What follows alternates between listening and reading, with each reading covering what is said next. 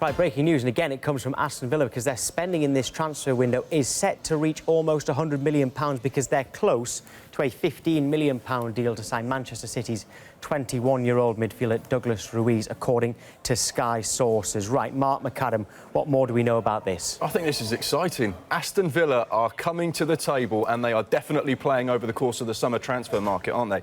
What's that, like you say there, Tom? Spending close to £100 million for Dean Smith and his side. They mean business, don't they? Let's go back to what you said there. Douglas Luiz, he signed for Manchester City in July 2017. He signed a 5-year contract and was very much thought to be a part of the future at the Etihad, but it just hasn't quite worked out for him. There was obviously problems with getting a work permit, which I think Anton has some more information on. He was immediately loaned to Girona as well, so he's been getting experience over in Spain. But this is significant for Aston Villa. 2 massive signings in the space of 1 day, potentially. It could be a really exciting day for Aston Villa fans. And just to further that, the second one, we understand there's been a deal agreed with Reims for defender Bjorn Engels already, and that happened earlier on this morning. So yeah, massive news there. Yeah, it is, and this is potentially good news for Leeds because with Douglas Luiz coming in, that might mean that they end their search for Calvin Phillips of Leeds, and Leeds are very keen to keep him. That might be the case. I doubt that they'll want both. But Mark said there, Anton, that you can maybe clear up a little bit of an issue with this work permit. Yeah, it's an interesting one. The City have tried on a couple of occasions to get a work permit for Douglas Luiz, and their request hasn't been granted by the Home Office, I think on 2 occasions. So he went out to Girona last season, played a lot in La Liga last season. And I'm kind of surprised by this move, actually. Pep Guardiola has come out and spoken about Douglas Luiz as being one of the players for the future. But City have clearly decided to take the money and cash in on the player now. This move will be subject to a work permit. So Aston Villa will reapply with the Home Office to see whether they can, persuade them. He obviously hasn't played enough games for Brazil to automatically qualify for work permit. He did play in the Toulon tournament, though, for his country. So, they do grant work permits for exceptional young players, and he may well be seen as one of them. Bjorn Engels, as well, I think, is a signing that may well excite Villa players. He's really tall, one of the highest sort of aerial dual completion rates in Liga and last season as well. So potentially 2 exciting signings for Villa in a day. And they're young as well. And that's the watchword throughout the course of this summer. Young players are getting moves. If you're over 27, you're struggling. Yeah, all right. I mean, so far, Villa have gone for tried and tested players, but this one is a bit more of a step into the unknown. Right, OK, it's now time for Your Club, where we respond to your tweets. JD's first, who are you focusing on? Well, Leicester fans, it's your time. And to quote Drake, what a time to be alive. At the helm, we have one of the most exciting British managers in Brendan Rodgers. Just think about that attacking style that he brought to Liverpool and even to yourselves at the end of last season. Then, securing the long-term future of Yuri Tillemans, fighting off the interests of Spurs and Manchester United, and adding his young talent to the likes of Damari Gray, James Maddison, Hamza Chowdhury. Now, Leicester are now interested in signing Sampdoria midfielder Dennis Pratt, according to Sky in Italy. And things are really exciting in East Midlands. But there's still one question: the future of Harry Maguire. And thinking about his long-term contract, if Leicester do manage to keep hold of him, this could be a big charge for you for the top 6. But let us know what you think using the hashtag #TransferTalk. Jack from Newcastle has asked if there's anything to be excited about this season for his club, Newcastle United. I'm afraid, Jack, as it stands, it's a wait-and-see job, isn't it? They're set to offer Steve Bruce the manager's job, we understand. However, he has arrived at the training ground to take training for Sheffield Wednesday, his current club. The club have been in dialogue with his representatives, and unless there are any hitches over compensation with Sheffield Wednesday, the appointment is expected to be announced before the squad flight to China on Saturday. Now, Newcastle fans, you've seen the squad for China. A lot of you are worried. Obviously, Jose Perez has gone, Rondon back to West Brom. It certainly needs reinforcements, doesn't it?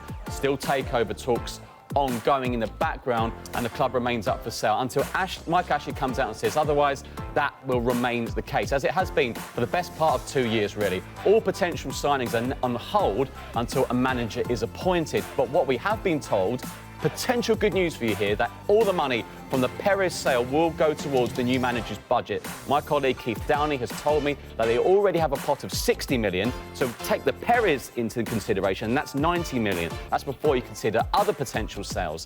Isaac Hayden still wants to believe, and of course there's interest from Manchester United in Sean Longstaff. The scouting team and Steve Nixon, the head of recruitment, have been working away in the background. So hopefully, Newcastle fans, you will be getting some new additions soon. Let's talk about Dwight Gale as well. He has travelled to China. Do you want him to get an opportunity? Let us know. #TransferTalk.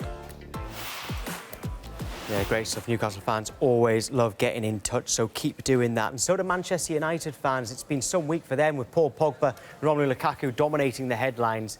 It looks like their futures and these stories are going to rumble on, but there has been a development this morning. Let me tell you what it is. Inter Sporting director Piero Ausili, he arrived back in Milan on Thursday, so yesterday, and he told reporters, this is a quote from him: "We had a meeting with Manchester United for Lukaku. It was an official approach." That's key there, official approach between two important clubs.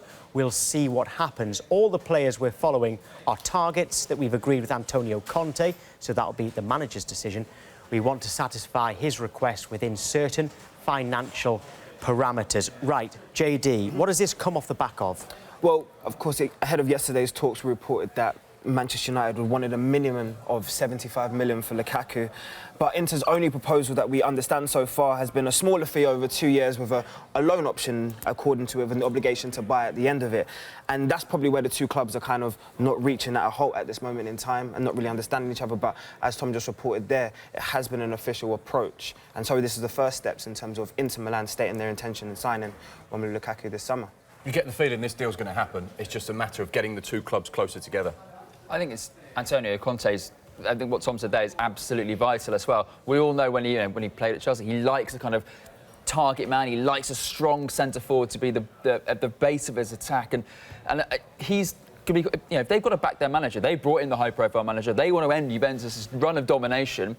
He's the guy to do it. He's the guy that masterminded Juventus' initial run of domination. So look. For me, it's very simple. If they truly back Antonio Conte, they'll find a way to get this deal done. Maybe, Anton, because I think that the key thing there is that Manchester United have constantly said that their finances are good. They don't need to sell Romelu Lukaku. And Ole Gunnar Solskjaer would still use him, even if it is mainly on the bench. So, Michael, from what I can see here, Inter Milan are going to have to up their offer. If they are going to up their offer, but if it does happen, from the Manchester United perspective, where does that leave Manchester United? They've got a big season. They've got so many games coming. The Europa League is a slog.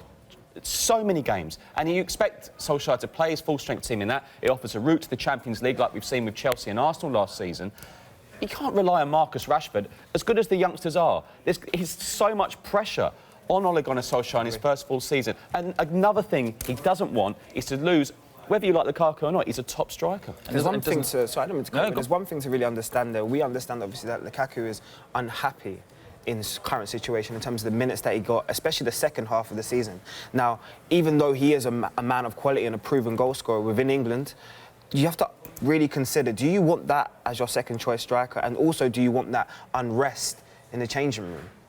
So that's an important factor to really understand. I think one person we're not thinking about when you talk about Manchester United's sort of attacking options, and there isn't really much of a market for him, is Alexis Sanchez. Yeah. He's still there, yeah. And he will be back in pre-season training. Well, this is what I said Stay a few weeks ago. Could this be his season? Could this be where he bursts? This is why I had Stay last week on the Stay or Go, because if he does have a good season, but it's if, isn't it? But also one thing with the Inter deal, they have a couple of sellable assets in Mauro Icardi, in Ivan Perisic, and that kind of thing. So they're looking to sort of do business to potentially try to. But that's the thing.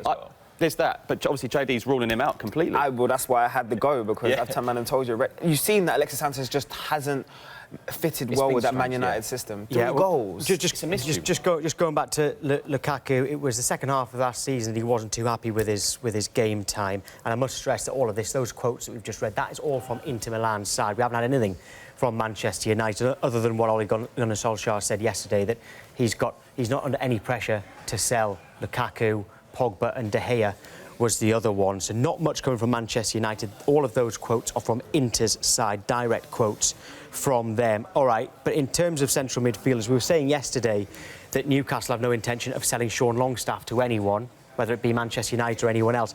Do we think that will be Manchester United going, all right, we'll move on to another target?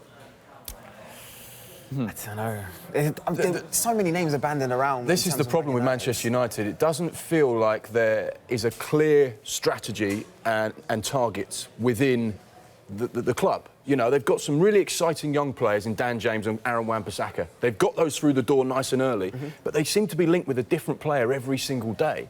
And for the fans, they'll be constantly sat there waking up, looking at the newspapers, looking on Sky Sports News and going, right, who are we linked with today?